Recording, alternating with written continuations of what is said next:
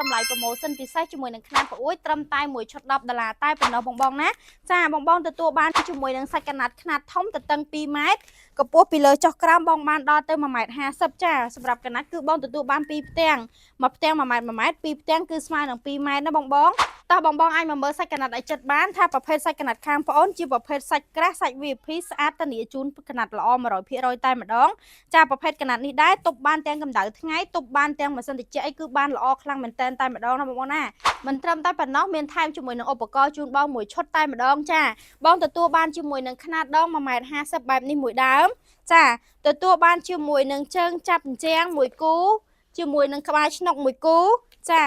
មានជាមួយនឹងបោចងហើយនឹងទៅពួកបោចងមួយឈុតទៀតចាអញ្ចឹងគឺមួយឈុតនេះបងទទួលបានដល់ទៅ5មុខគឺចំណេញខ្លាំងមែនតើសម្រាប់ឈុត promotion $10នេះតែបងនេះគឺជាឈុត$10ដែលខាងបងនឹងដំឡើងដាក់ចូលពួយឲ្យបងឃើញទាំងអស់គ្នាណាបងណាចានេះស្អាតខ្លាំងមែនតើបងមួយឈុត$10នេះធានាថាបងយកទៅឲ្យគឺមិនខកបំណងទេបងចាតែបងទទួលបានជាមួយនឹងសាច់កណាត់តតឹង2ម៉ែត្រកម្ពស់ពីលើចុះក្រោម 1.50 មានជាមួយនឹងឈុតដង 1.50 ម្ដងជើងចាប់មួយគូក្បាលឆ្នុកមួយគូ